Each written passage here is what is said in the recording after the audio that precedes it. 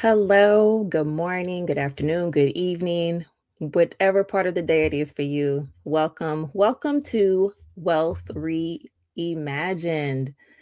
So, I am your host, Mya K, and I just want to welcome you. Thank you for tuning in. I know that it has been announced that the Family Bloodline Network would be starting this segment. And so I could not allow Financial Literacy Month to come around and not have content ready to go for you. So, welcome. Thank you for June. Welcome. Thank you for tuning in and joining me as we dive in. So, let me tell you a little bit about me. So, my name is Mya, and I have been in the banking industry for over 20 years now. And I'm learning how to use this studio, so bear with me just one moment because this view is a little crazy. So I've been in the banking industry now, gosh, 24 years. 24 years. I'll take you down that journey a little bit. So started out as a part-time job while I was in college. I took a teller position at a credit union. So credit unions are where I started my financial career, and which was great actually. And from there went on to do more, instead of front facing work, some behind the scenes, where was really my introduction to loans.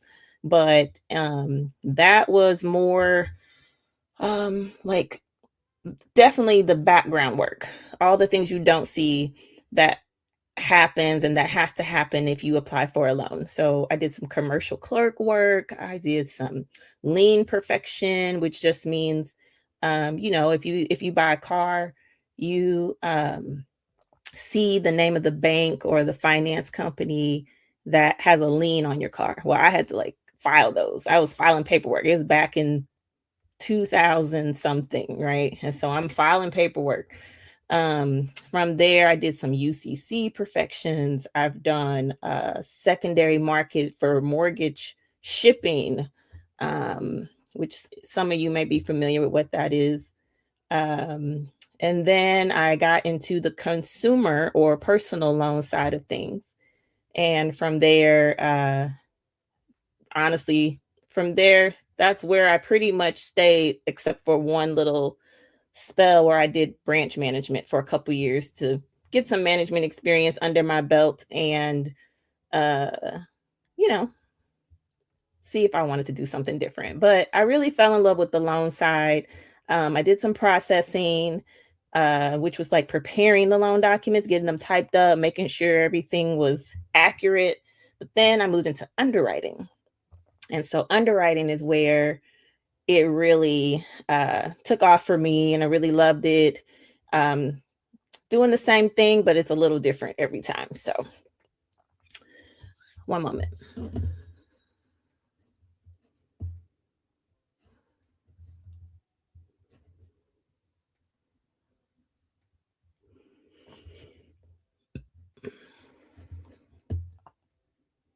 And I'll edit this out. I don't know how to use the studio yet, but I don't like what I'm seeing here. So, anyway, um, that's really it. So, now, the bulk of my experience now, it's been about 16 years, 15 to 16 years that I've been underwriting. So underwriting just means that I'm the person that if you apply for a loan, I review your application, I review your credit report. I look to see what your capacity is to um, have a loan, if you'll be able to afford it, if you'll be able to how you'll maintain it, basically. How do you make your payments? How have you paid other people? How long have you been on your job? Um, you know, just different things. I'm analyzing different parts of your application to come to either a yes or a no. So I always tell people I can make your day or I can break your day. I can make your weekend or I can break your weekend. And it's not personal, it's just part of the process. And You have to fit in between certain guidelines for us to approve. So that's what I do. And I've come to love that. I've come to love just all the things that I've been able to learn about credit and able to apply that to myself, how I've been able to give advice to people in my life. I used to do some credit education in the past where I was just trying to help people understand it. People seem to be very attracted to credit and they want it and they feel like they should be able to get what they want just because of a credit score and all that. But that is a conversation that I will save for a different episode because I really want to take you through a bit of a series this month for Financial Literacy Month and really set some foundational pieces that I hope you can take something away from and it'll be beneficial and can help you in your own financial journey. Okay. So, first, I did want to talk briefly, very briefly, about Financial Literacy Month. So, Financial Literacy Month is observed every April, and its purpose is to bring awareness about the importance of financial education and to really empower and help you make financial choices that are deliberate, sound, and just maybe make adjustments or bring attention to something or a certain area in your own finances that um, maybe you've wanted to improve. It could be managing debt and getting things paid off. It could be boosting savings. It could be finally creating a budget because a lot of people don't have a budget. Do you have a budget? So it could just be that, the simple foundational steps. So this month is just to bring awareness to that, encourage habits. And so that's what I plan to do. I plan to have 4 videos because I want to focus on certain topics and I want you to walk away from that video and it'll be like homework, but not homework, but really encourage you to take to heart what's shared and see how you can implement that into your own life in really practical ways. So that is a little just overview that this is a every April thing. You'll see a lot of content or a lot of banks and credit unions, um, financial investment companies, things like that, hosting just events or webinars. So take advantage of that. Don't just listen to one person. Of course, if you find somebody that you love, that's great.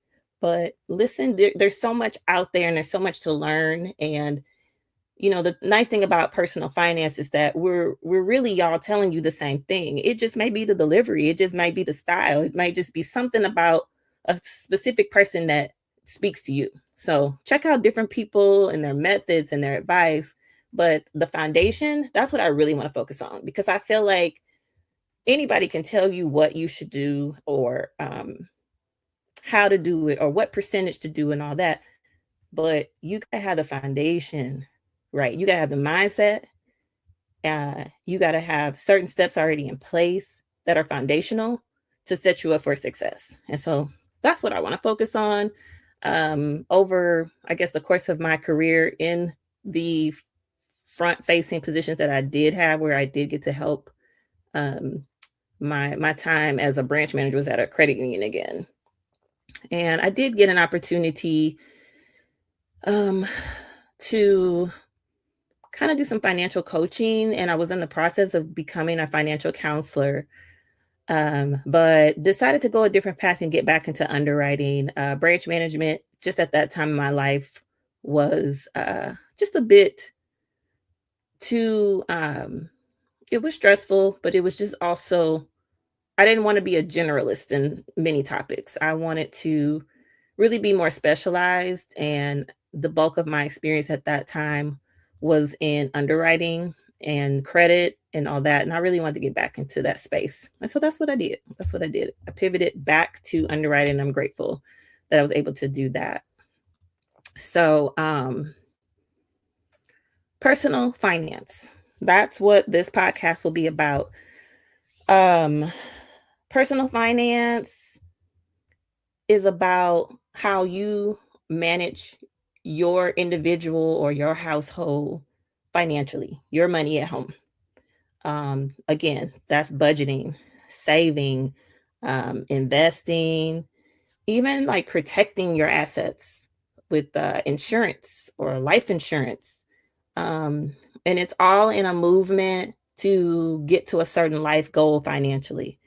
So, you know, we can get into conversations about income, budgeting, spending, saving, investing, debt management, and all with the goal, the overall goal. So, again, foundational, right? But the goal is for you to get the foundation so that you can move into more emphasis on retirement planning, investing, um, you know, just really building wealth, really getting to a point where you're making your money work for you. But again, that starts with mindset. You have to understand the importance. You have to understand that however you grew up with money doesn't mean that's how you have to be with money.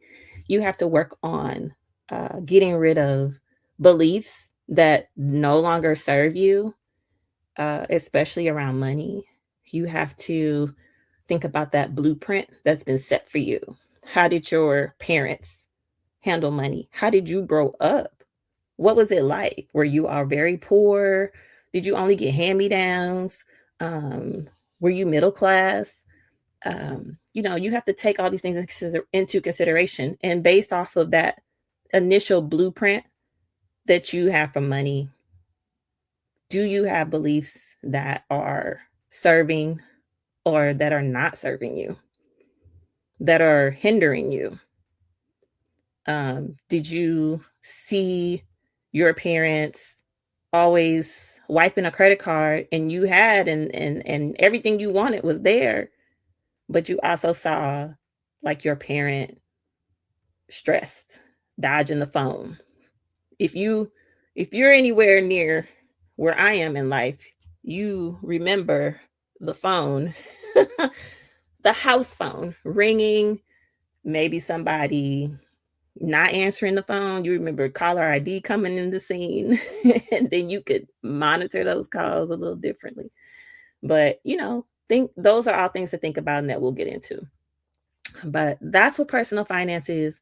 That's what this podcast is going to be about. So, again, I'm really glad that you're here. So, let's go ahead because I'm going to try to keep these short and sweet. So, let's go ahead and get into this week's focus. And this week's focus is about getting organized.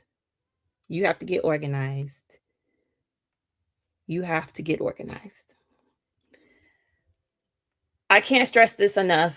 And I'm going to kind of go into what that looks like, what that means.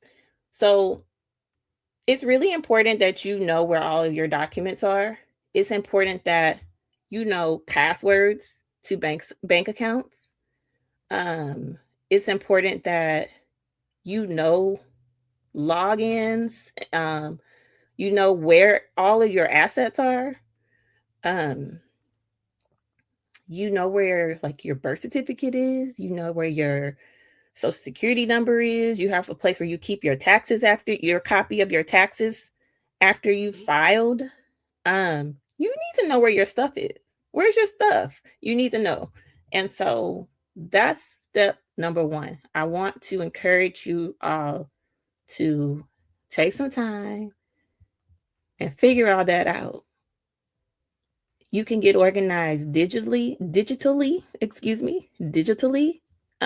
If you are very tech savvy and you want to create for some things, right? Because you can't get digital, um, with a birth certificate or a passport and things like that. But for statements, um, um, get bookmarks on your browser. So with a folder, even for that, if you have multiple bank accounts with different financial institutions, get all that bookmark.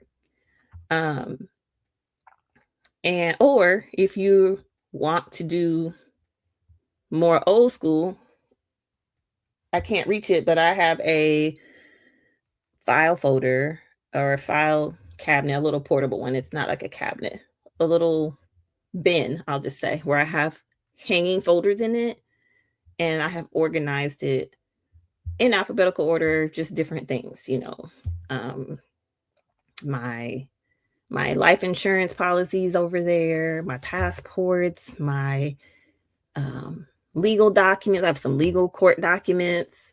I have some paperwork like for my car. I have some things like that in there. Um, I have medical bills that I have paid, like maybe large ones. Some of the things that I have, I could probably get rid of, honestly, because I was going through it a little bit before I was preparing for this, and I'm like, I could probably let this go. But the point is that I took the time to get organized. I organized my banks. I organized all my documents.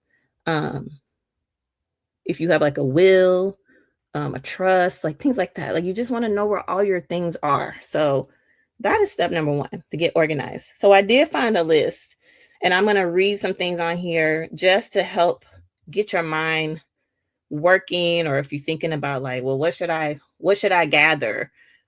Here's a list. So some important examples of some important legal documents.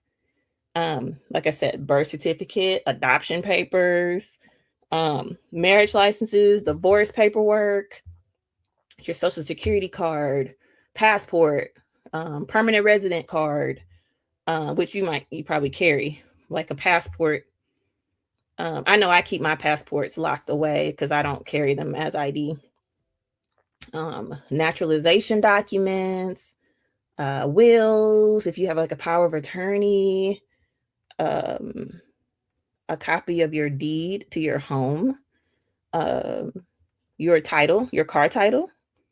Where's your car title? So that's some ideas of some legal documents that you want to know where they are and you want to put them in a safe place. You want to put them in something fireproof. So start thinking about those things. Look up some of those fireproof cabinets, and think about your own life and your own documents and things that you have.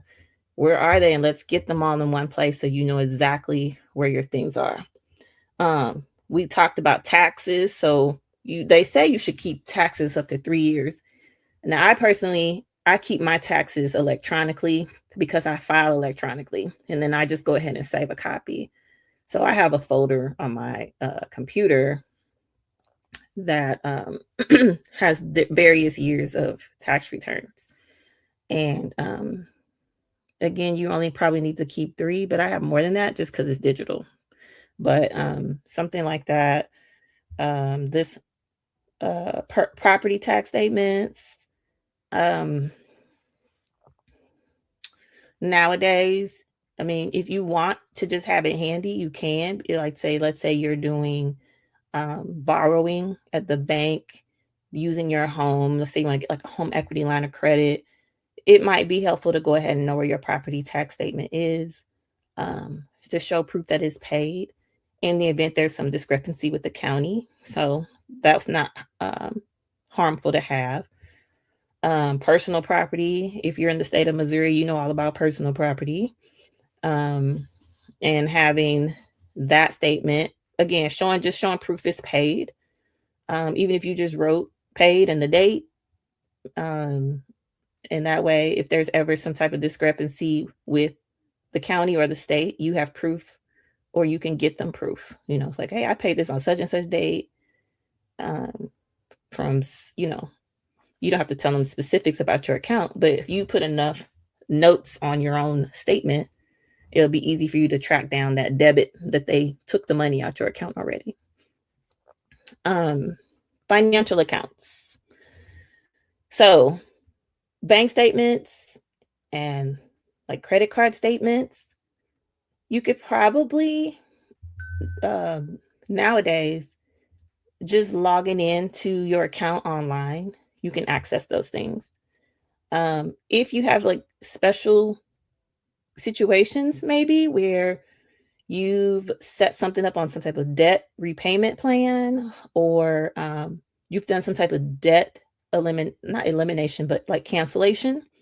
You've settled a debt, something like that. I would definitely hold on to for a little bit.